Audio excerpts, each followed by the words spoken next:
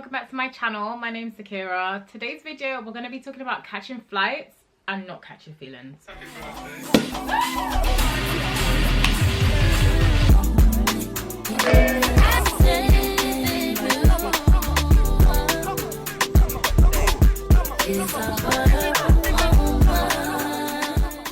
If you're here, I'm assuming that you want to catch more flights this year, next year, whenever it may be. I've got you. I'm going to give you all my budgeting and financing tips to ensure that we are all taking as many holidays as we want going forward. This is also going to be quite niche because I'm not going to give you like the cheapest way to go on the cheapest holiday, the cheapest flight and the cheapest hotel. No. I like to travel on a budget and I like to be quite frugal, but I also like to travel nicely. I like a little bit of luxury here and there. This is gonna be like budgeting, financing tips to actually make you want to take that dream holiday. Halfway through 2025, 2026 is on our heels. We want to kind of up the level, the caliber of how we're traveling. There's no time like the present to be traveling. Current economy, cozy lives, etc. It's just getting more and more expensive to do nice things. So honestly, there is no time like the now to start taking them trips. We're never gonna be this young again, no matter how old you are. You're never going to be this young again. You might as well start budgeting and planning for them trips now. We're going to be talking everything finance, everything budget, everything holiday. Now, I don't know what's brought you to this video. For me, when I was younger, we didn't really travel. Traveling wasn't something that we did. As a child, I'd only ever been to Gambia, which is where my mum's from. My mum's side of the family's from. We'd go on like school trips in like Europe and stuff like that. But like proper like plane we're flying here was only Gambia.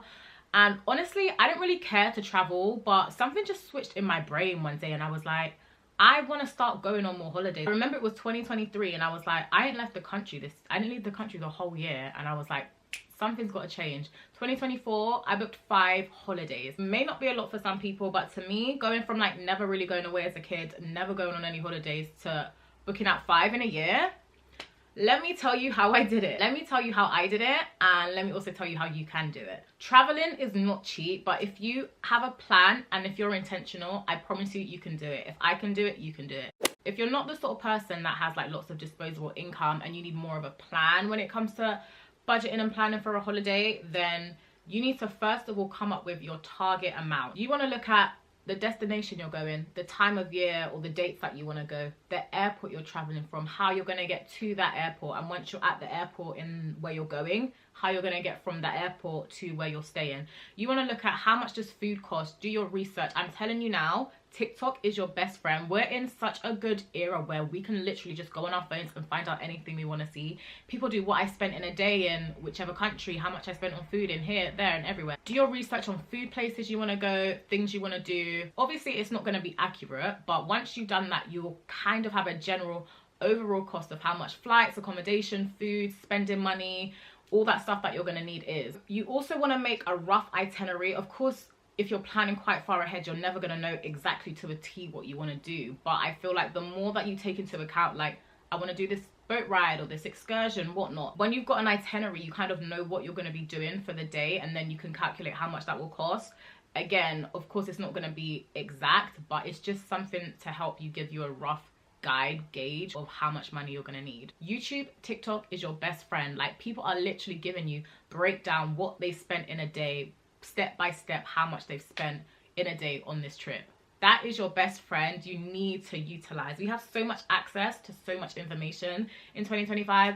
You need to utilize it to the maximum extent. When you've come up with this number, say it's like, I don't know, £500, whatever £100 it is, I would always recommend in general have an emergency fund. If you've got an emergency fund, then this tip doesn't really apply to you, but you can still do it anyway, because why not? You can never really save too much money, but you need to have a buffer. So I personally would say your budget, at least half of what your budget is, have that as a buffer. And I say this because literally anything can go wrong. Anything could go wrong in that moment where, I don't know, something happens with your accommodation. You now need to find somewhere else to stay, but maybe you're not going to get your refund back in the amount of time that you need to put down for where you're staying. Any kind of emergency could arrive. It could be a health issue. It could be something where you have to pay for your medical care. It could be anything. Travel. Anything could happen. You need to have an emergency fund, an emergency budget, some kind of buffer to make sure that you're good. I would also say take into accountability who you're going on holiday with. I just have an emergency fund in general, so I don't really need to ever think of like a buffer. But like, let's say I'm going away with my mom. When I go to Gambia, I go and meet my mom out there, so I kind of know, like, sorry mom if you're watching, but like I kind of know that like worst come to worst, my mom's got me. Like, that's my emergency fund, even though I have my own money. Do you know what I mean? If you're going away with friends, you need to make sure you've got a good amount of a buffer with you. Anything could happen. You guys could fall out. You guys could end up wanting to go home early. Like, anything could happen is my point. Your friend may need, like, you just things you need to take into account. If you're going away with your man, again, you need that buffer. You need that emergency fund. If you're going away with your man, you need to have that, because no one's going to let you down like a man will. Like, let's be for real here. So again, you need your Vex money, you need your FU money, so that if you need to up and leave, you can up and leave. Of your target amount that you came up with, I would say maybe half of that, have that as an emergency, if not more. You just never know. Now you've got your target amount, your buffer, and the dates you want to go. All you've got to do is divide that amount by the month or by the week, however you want to set up a savings plan. And you've literally got a savings plan in motion, ready to go. Your plan, now you know what you need to save every week or every month in order to have the right amount of money for this trip. Moving on, when making these decisions about where you're going to stay, where you're going to travel, what country, blah, blah, blah, blah, blah, you've got to choose your compromise. You know, you've got to choose what are you willing to sacrifice, what are you not willing to sacrifice. For me personally, if I know I'm going somewhere solo, I know I'm going to be spending more money just because I'm already alone in a foreign country. I want to feel at least comfortable. I will not compromise on a hotel. I want to feel very comfortable, very happy in my surroundings, because there's just one less thing to be not at ease about, if that makes sense. So because I know I spent a little bit more in my accommodation, I now look and think, okay, I'm not going to do as many paid activities. I might book a tour of a city, I might book a boat ride, but I'm also gonna look at what can I do for free in the country. Museums, churches, just seeing like popular areas in a country. I won't pay for Ubers. I will get public transport. And I enjoy getting public transport because I get to kind of see and navigate a different city. I won't compromise on the hotel, but like I'll compromise on how I get around. I'm gonna walk if I can. I'm gonna get on public transport if I can. I'm gonna do free activities if I can. Someone else, it might be cooking. I like to eat out, so I'm not a pack of noodle and, you know, use the kettle to cook it in my hotel room. That's not really me. But, you know, cinema, theme parks, different experiences, adventures, you would rather pay for that and then not eat out. So you just got to compromise, see what works for you, and all this will go into your target fund or your overall budget, just to give you a clearer picture of what you need or may not need and where you can cut back. Another thing for me, especially if I'm solo traveling, 9 out of 10 times I will go from Heathrow, because I know you can get the Piccadilly line to Heathrow, it's like £2, whereas if I was going to another airport, Gatwick, somewhere further out, I would have to worry about, you know, getting an Uber to a certain station or paying this for Gatwick Express or whatever it's called. I don't know. I don't really dabble in all that because it's just a bit too far for me. Piccadilly line is 24/7. I tend to fly on the weekend because the Piccadilly line is 24/7 on the weekends. So convenient. You don't understand. Heathrow, me and Heathrow, we go together. Me, Heathrow and BA, we go together very well. Moving on to things you can do to reduce what you're spending. Travel off peak if you can. However you plan to book your holiday, so you can use Skyscanner. Google has like the, what's it called, like air flights, I don't know what it's called, but like you go on Google, they show you the range in costs over a time of when to travel to a certain place. Me personally, I book a lot of my holidays on Love Holidays, so when you go on there, you can just select where you want to go and then click the whole month, and then you can see when in the month, or even just go to the next month and see what time of year is cheapest to travel. You can also go with a cheaper airline, so obviously when you're looking at the flight, you can see which airline is cheaper, but make sure that you're having a look like the luggage allowances and a lot of these things, because that's where some of these cheaper airlines get you. Either they don't let you bring as big as a carry-on, or like you think this is the price, but then you've actually got to add luggage if you want to have luggage for the holiday, which course you're going to have luggage. So make sure you're looking at the blueprint as well when you're doing your research for the airline. A nice slow process, just evaluate, weigh up. And like I said, with traveling to certain airports, you want to weigh up, like, am I going to have to pay more to actually travel to this airport for the cheaper flight?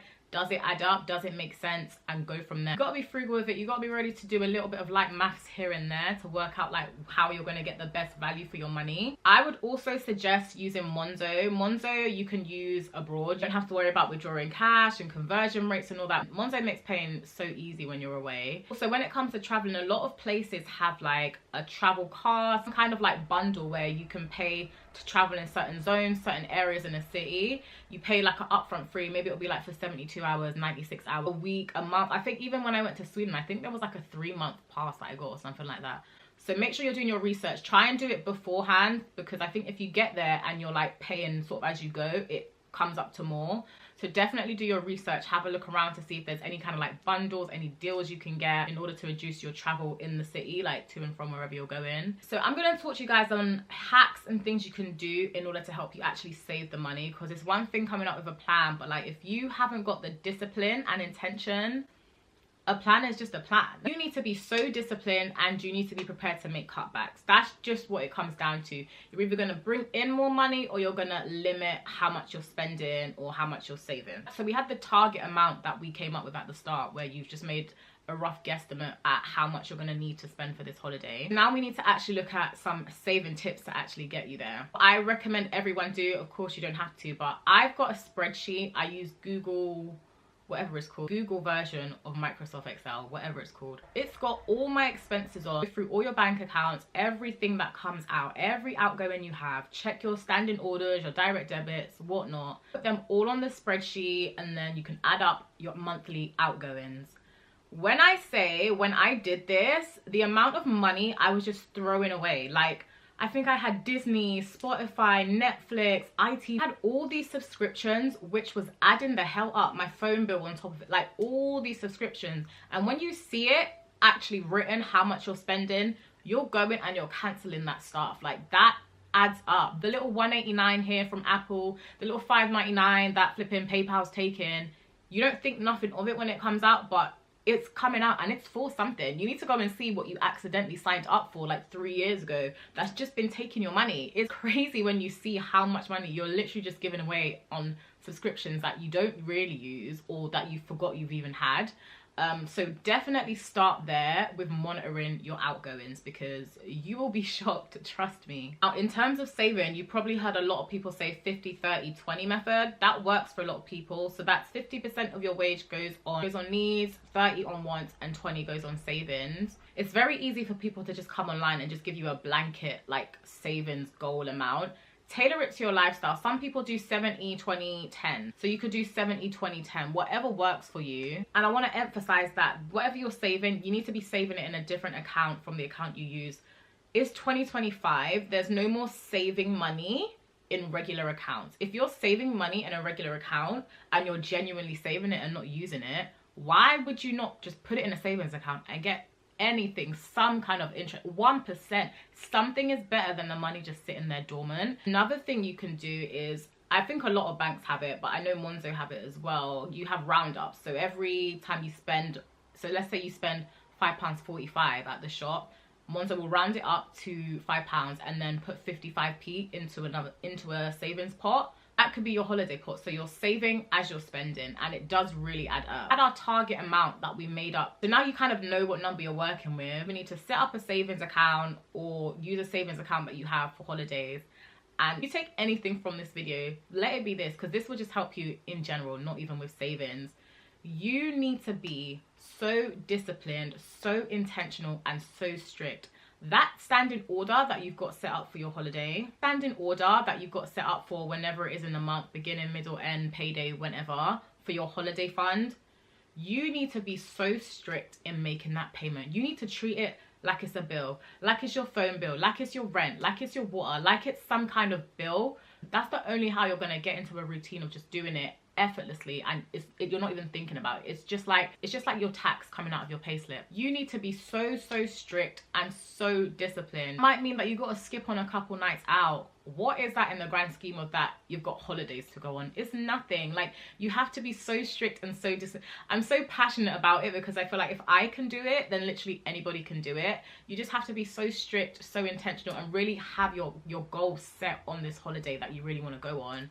and you can do it. Trust me, it gets to the point where it even becomes a bit fun. It's like a game. From you see how good and how much money you actually saving and accumulating, the interest that the bank is giving you on top of it, you almost like get addicted to it. Like you just want to send more, even outside of like your monthly savings amount. You're like, do you know what, I've got an extra £20, I'm gonna send that to my savings account. It's such a nice feeling having seen that number there and knowing that like, yeah, I can now do X, Y, and Z, or whatever plans you have for it, whatever holidays you had planned for it. It's such a good feeling. So like again, I'm very passionate about this. I would love for everybody to like take this last tip from me and like really lock in. We're halfway through 2025. This is definitely the time of year where like everyone's goals and motivation and everything kind of dips, but it's also the time of year where we can stop, turn it around, and make the rest of the year really intentional and lock back into all the goals that we set at the start of the year. And so yeah, that's my little overview of things that will really help you budget in with travel. And again, if I can do it, you can definitely do it. Good luck and happy travels. Thank you guys for watching. Definitely give this video a thumbs up and subscribe if you're new. I will link my travel playlist if you want to see some of the trips I've been on. But yeah, thank you guys so much for watching, and I will see you in my next video. Bye.